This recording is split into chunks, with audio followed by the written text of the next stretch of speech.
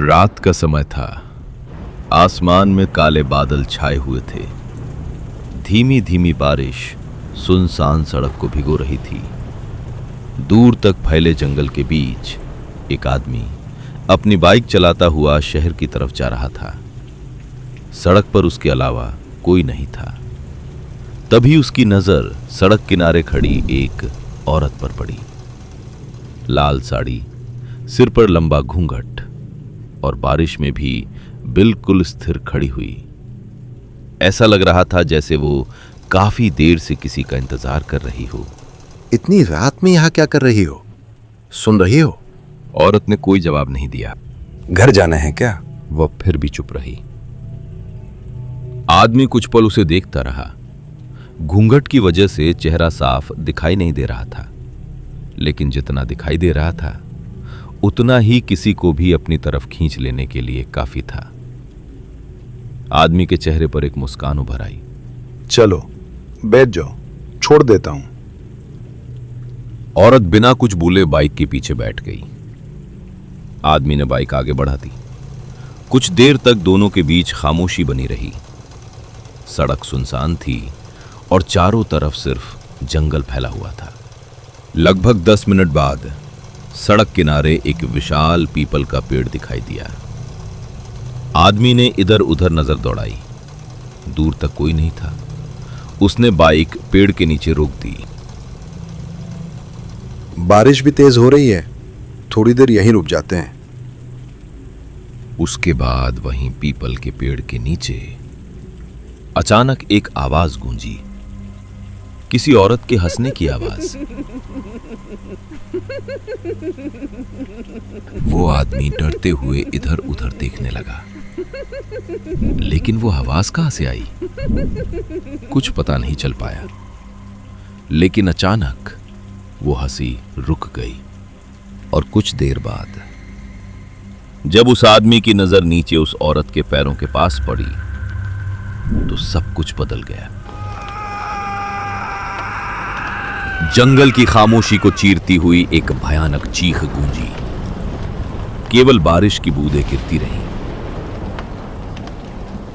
अगली सुबह कुछ गांव वालों को सड़क किनारे एक बाइक खड़ी मिली। बाइक उसी आदमी की थी जिसे पिछली रात कई लोगों ने शहर की तरफ जाते हुए देखा था, लेकिन आदमी वहां नहीं था। लोगों ने आसपास काफी तलाश की, जंगल भी छान मारा, मगर उसका कोई पता नहीं चला, जैसे वो रातों रात हवा में गायब हो गया हो। बस उसी दिन से उस सड़क और उस पीपल के पेड़ की कहानियां और भी ज्यादा डरावनी हो गईं। अरविंद की पहली सरकारी नौकरी लगी थी। उसकी पोस्टिंग एक छोटे से गांव के स्कूल में हुई थी। गांव शहर से काफी दूर था और वहां तक पहुंचने के लिए घने जंगल के बीच से गुजरना पड़ता था। गांव में रहने के बजाय उसने गांव से लगभग 15 किलोमीटर दूर एक छोटे से शहर में कमरा किराए पर ले लिया था। उसे लगा कि रोज बाइक से आना जाना कोई बड़ी बात नहीं होगी। अगले दिन वो पहली बार स्कूल और गांव देखने के लिए निकल पड़ा। करीब आधे घंटे का सफर तय करने के बाद वो गांव पहुंच गया, जहां कुछ गांव वाले पहले से उसका इंतजार कर रहे थे। आ गए मास्टर जी। रास्ता ढूंढने में कोई परेशानी तो नहीं हुई है? पहली बार जो आदमी इस तरफ आता है वो अक्सर जंगल वाले मोड़ पर भटक जाता है। बरसात के दिनों में तो हाल और भी बुरा हो जाता है। नहीं, रास्ता मिल गया, बस थोड़ा सुनसान जरूर लगा। अभी नए हैं, धीरे धीरे आदत हो जाएगी। लीजिए चाय पीजिए। चाय खत्म होने के बाद भी अरविंद वहीं बैठा रहा। गांव का माहौल उसे अच्छा लग रहा था, शहर की भागदौड़ से बिल्कुल अलग। सामने कुछ बच्चे खेल रहे थे, कुछ लोग अपने काम में लगे हुए थे और दूर खेतों में किसान काम कर रहे थे। यहाँ की शांति मुझे बहुत अच्छी लगी। शहर में तो हर वक्त शोर ही रहता है। शांति तो है, लेकिन गांव की अपनी मुश्किलें भी हैं। अस्पताल और दूसरी सुविधाएं यहाँ दूर हैं। हाँ, ये बात मैंने भी सोची थी। इसी वजह से मैंने शहर में कमरा ले लिया। अच्छा किया, लेकिन गांव में लोग एक दूसरे का साथ नहीं छोड़ते। वो तो मैंने आज ही महसूस कर लिया। यही गांव की सबसे बड़ी ताकत है बेटा। मुझे बच्चों को पढ़ाना हमेशा से पसंद है। नौकरी मिलने से ज्यादा खुशी तो उसी बात की है।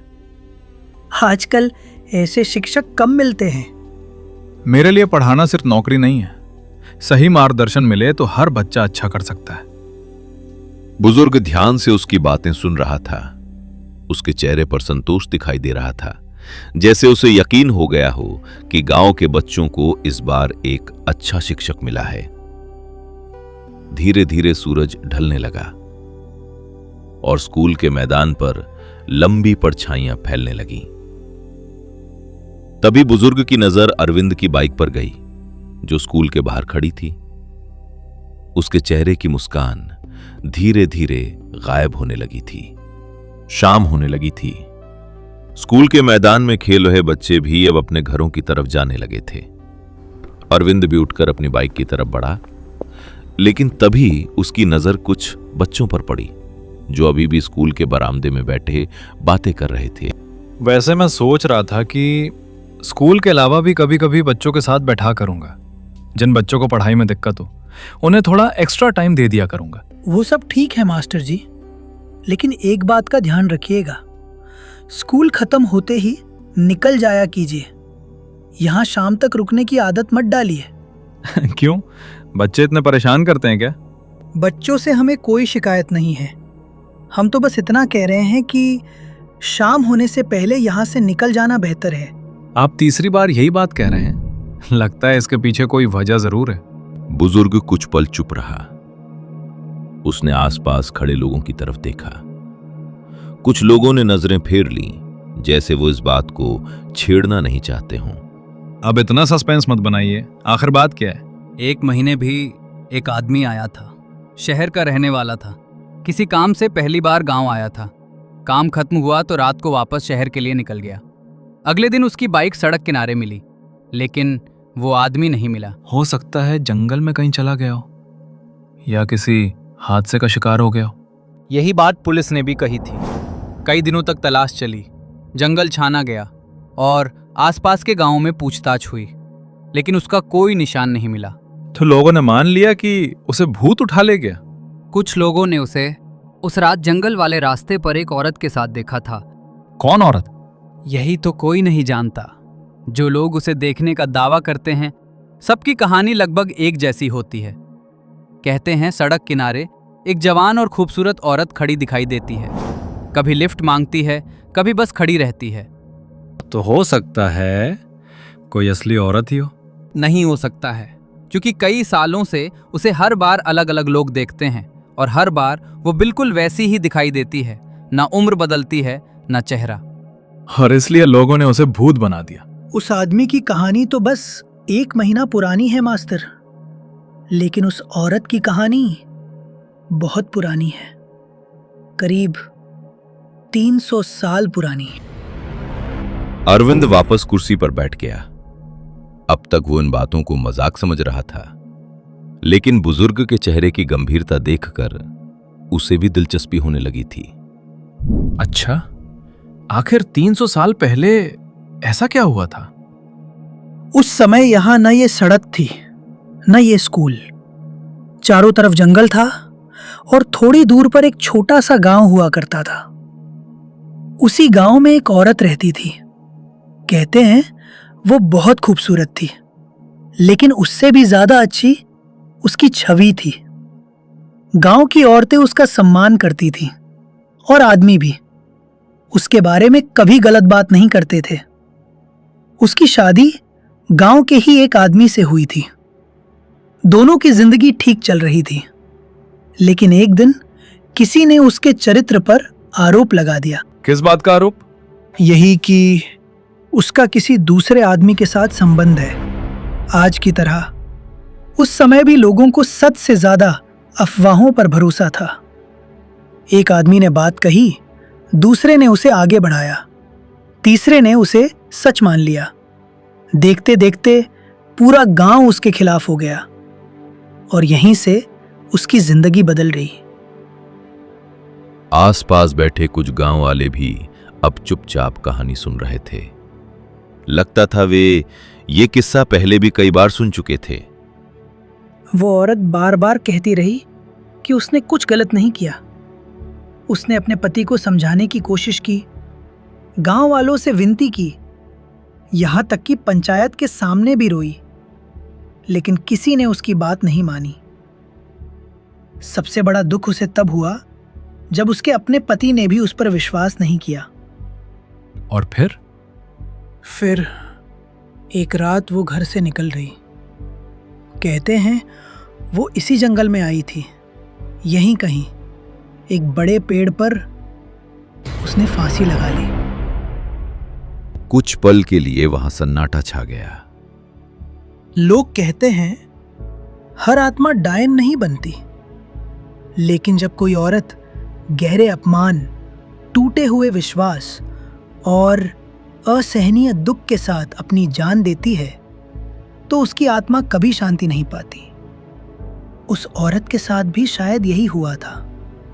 उसे ना न्याय मिला, न सम्मान, न सुकून। बस तभी से लोग कहते हैं कि उसकी आत्मा इसी रास्ते से बंध गई। और 300 साल बाद भी वो यहीं खड़ी मिल जाती है। तुम हंस सकते हो मास्टर जी, पहली बार सुनने पर कोई भी हंसेगा, लेकिन एक बात याद रखना, कहते हैं वो हर आदमी को नहीं मारती, सिर्फ उन्हीं को अपना शिकार बनाती है जो उसे देखकर उस पर मोहित हो जाते हैं।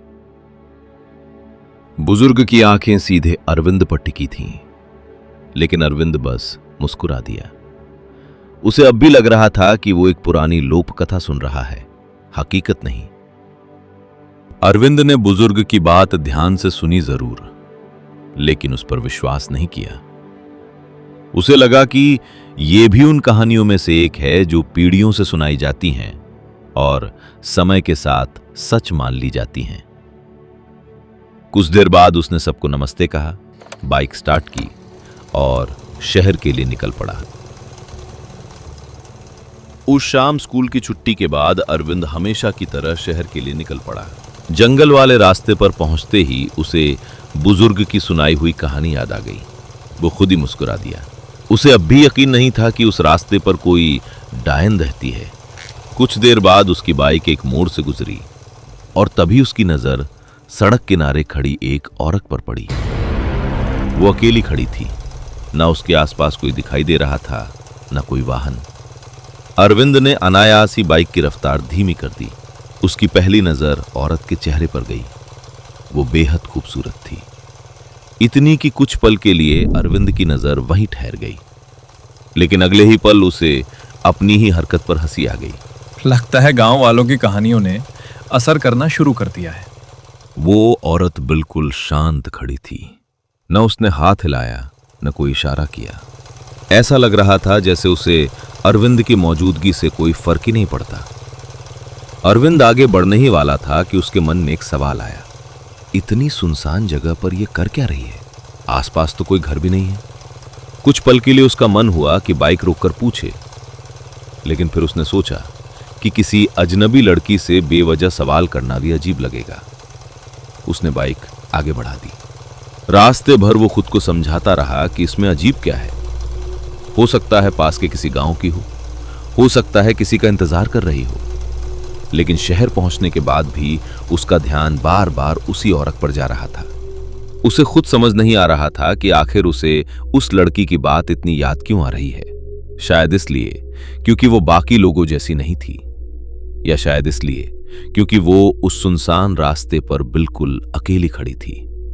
जो भी वजह थी, सोने से पहले एक बार फिर वही चेहरा उसके दिमाग में आया और उसे ही सोचते सोचते वो सो गया। पर अचानक कुछ समय बाद दरवाजा जोर जोर से खटखटाने लगा।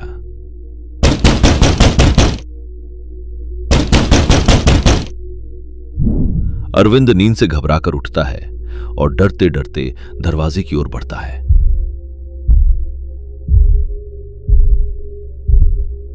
जैसे ही वो दरवाजा खुलता है, अरविंद चीखते हुए अचानक बिस्तर पर उठ बैठा। उसकी सांसें तेज चल रही थीं, पूरा शरीर पसीने से भीगा हुआ था। वो घबराकर इधर उधर देखने लगा। कमरे में कोई नहीं था।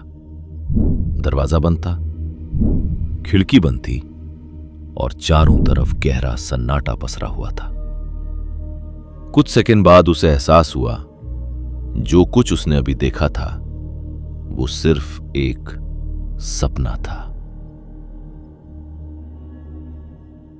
अगले दिन से अरविंद ने स्कूल का काम पूरी लगन से शुरू कर दिया। बच्चे भी उससे घुलने मिलने लगे थे। वो सिर्फ किताबों तक सीमित नहीं रहता था, बल्कि बच्चों से उनकी पसंद, उनके सपनों और घर की बातें भी करता था। स्कूल की छुट्टी होने के बाद भी अक्सर कुछ बच्चे उसके आसपास बैठे रहते। मास्टर जी, ये सवाल फिर से समझा दीजिए। अरे, इतनी जल्दी हार मान गए? चलो एक बार और कोशिश करते हैं। इस बार अगर जवाब निकाल लिया तो कल पूरी क्लास के सामने तुम्हारी तारीफ करूंगा। मास्टर जी, ये तो हमेशा गलती करता है। गलती करना बुरी बात नहीं है, कोशिश छोड़ देना बुरी बात है। तुम लोग जितनी गलतियां करोगे उतनी ही जल्दी सीखोगे। लेकिन मास्टर जी, जवाब फिर भी नहीं निकल रहा। जवाब नहीं निकल रहा क्योंकि तुम सवाल को देखकर डर रहे हो। पहले इसे छोटे छोटे हिस्सों में बांटो, फिर देखना कितना आसान लगता है। मास्टर जी, आप रोज स्कूल के बाद भी हमें पढ़ाते हो। आपको घर जाने की जल्दी नहीं होती? होती है, लेकिन अगर तुम लोग पढ़ लिख कर बड़े आदमी बन गए तो उससे बड़ी खुशी मुझे कहीं नहीं मिलेगी। तब तो मैं बड़ा होकर आपको अपनी नई बाइक पर घुमाने ले जाऊंगा। अच्छा, और अगर पढ़ाई नहीं की तो? फिर साइकिल पे ले जाऊंगा। बच्चे हंस पड़े और फिर से सवाल हल करने में जुट गए। धीरे धीरे ये रोज का नियम बन गया। स्कूल की छुट्टी के बाद भी अरविंद आधा पौना घंटा बच्चों को पढ़ाता रहता। उसी शाम जब वो शहर लौट रहा था, उसकी नजर सड़क किनारे खड़ी उसी औरत पर पड़ी। वो कुछ दूरी पर खड़ी थी, खुले बाल, शांत चेहरा और बिल्कुल स्थिर खड़ी हुई। अरविंद को अनायास ही बुजुर्ग की कहानी याद आ गई।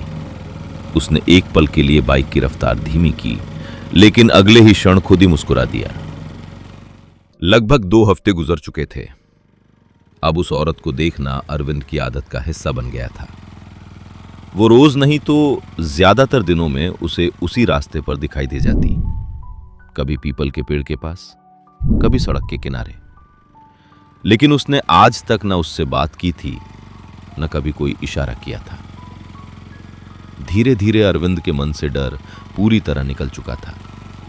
अब उसे लगने लगा था कि गांव वालों ने किसी साधारण औरत को अपनी कहानियों का हिस्सा बना दिया है। उस दिन स्कूल में काम कुछ ज्यादा था। 2 बच्चों को उसने पढ़ाई के लिए रोक लिया था। फिर कुछ जरूरी कागजी काम भी निपटाने थे। जब वो स्कूल से निकला तो रात काफी हो चुकी थी। आसमान में काले बादल छाए हुए थे और हवा में नमी बढ़ गई थी। कुछ दूर जाने के बाद बारिश शुरू हो गई। बूंदें धीरे धीरे तेज होने लगी। जंगल का रास्ता लगभग सुनसान पड़ा था। तभी उसकी नजर सड़क किनारे खड़ी उसी औरत पर पड़ी। वो पूरी तरह भीग चुकी थी। उसके बाल कंधों से चिपके हुए थे। इस बार वो पहले की तरह सड़क से दूर नहीं खड़ी थी। वो सड़क के बिल्कुल किनारे खड़ी थी। अरविंद की बाइक अपने आप धीमी हो गई। उसने एक बार आगे देखा, फिर दोबारा उस औरत की तरफ। इस बार उसके मन में डर से ज्यादा एक और सवाल उठ रहा था। अगर ये सच में कोई लड़की हुई तो? इतनी रात में सुनसान जंगल में बारिश के बीच ये आकर यहां क्या कर रही है? उसने बाइक आगे बढ़ा दी, लेकिन मुश्किल से 10-15 सेकंड बाद ही उसके हाथ ने ब्रेक दबा दिया। बाइक धीरे धीरे रुक गई। अगर इसे सच में मदद की जरूरत हुई तो? उसने पीछे मुड़कर देखा। औरत अब भी वहीं खड़ी थी। न उसने आवाज दी थी, न कोई इशारा किया था। कुछ पल तक अरविंद वहीं बैठा सोचता रहा। फिर उसने बाइक मोड़ी और वापस उसकी तरफ चल पड़ा। जैसे जैसे वो करीब पहुंच रहा था, उसका दिल भी थोड़ा तेज धड़कने लगा था। वो औरत अब भी शांत खड़ी थी, मानो उसे पहले से पता हो कि वो वापस आएगा। अरविंद उसके सामने आकर रुक गया। कुछ सेकंड तक दोनों के बीच खामोशी रही। सुनिए, आप ठीक हैं? मैं आपको कई दिनों से यहां देख रहा हूं। इतनी रात में इस सुनसान रास्ते पर अकेले खड़ा रहना सुरक्षित नहीं है। औरत ने कोई जवाब नहीं दिया। वो बस उसकी तरफ देखती रही। बारिश की बूंदें उसके चेहरे पर गिर रही थीं। अगर आपको कहीं जाना है तो मैं शहर की तरफ जा रहा हूं। रास्ते में जहां कहो वहां छोड़ दूंगा, लेकिन इस मौसम में यहां खड़े रहना ठीक नहीं है। कुछ सेकंड और बीत गए। फिर पहली बार उस औरत के होंठ हिले। आप शहर जा रहे हैं? उसकी आवाज धीमी थी, लेकिन बेहद साफ। हाँ, अगर आपको भी उधर जाना है तो बैठ जाइए। औरत कुछ पल उसे देखती रही, फिर बिना कुछ कहे बाइक के पीछे बैठ गई। जैसे ही वो बैठी, अरविंद के पूरे शरीर में एक ठंडी लहर सी दौड़ गई। उसने ही गर्दन घुमाकर पीछे देखने की कोशिश की, लेकिन अगले ही पल खुद को संभाल लिया। बारिश में भीगी हुई है, इसलिए शायद। उसने बाइक फिर से आगे बढ़ा दी, लेकिन उसे बिल्कुल अंदाजा नहीं था कि उसके जीवन की सबसे बड़ी गलती अभी अभी हो चुकी थी।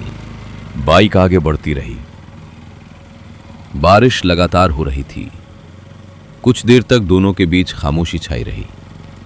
अरविंद को अब अजीब बेचैनी महसूस होने लगी थी। वैसे तुम रोज उस रास्ते पर खड़ी रहती हो? हाँ, किसका इंतजार करती हो?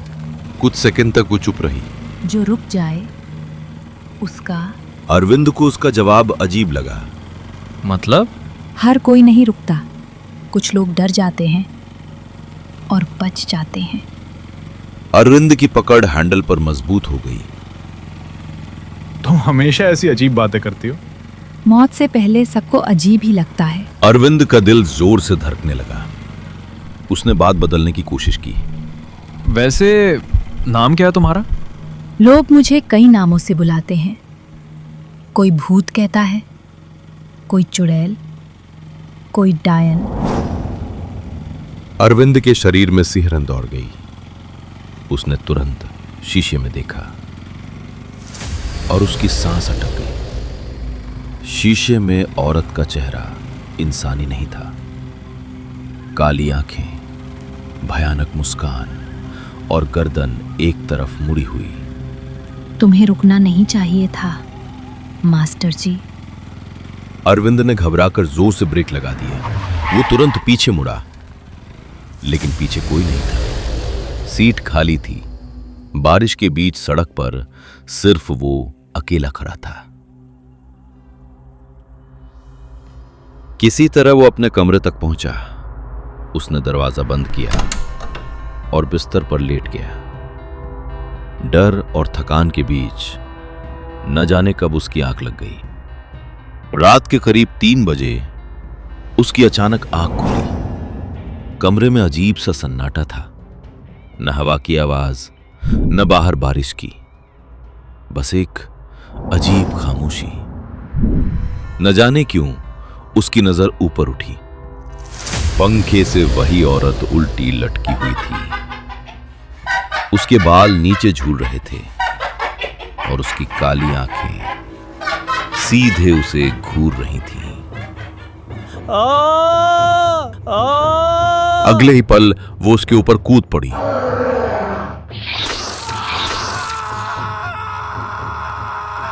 अगली सुबह लोगों ने कमरे का दरवाजा तोड़ा तो अंदर अरविंद की लाश पड़ी थी।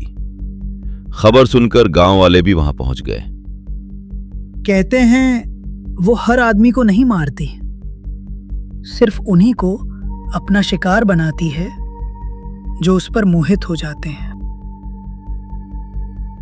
उसी शाम जंगल वाले रास्ते पर एक औरत फिर किसी नए मुसाफिर का इंतजार कर रही थी। तो दोस्तों, क्या कभी तुम्हें ऐसी कोई डायन दिखी है या फिर ऐसा कोई अजीब आभास हुआ हो? तो हमें कमेंट सेक्शन में जरूर बताना। और अगर कहानी अच्छी लगी हो तो वीडियो को लाइक और चैनल को सब्सक्राइब करना ना भूलें। देखते रहिए हॉरर नाइट्स कहानियां।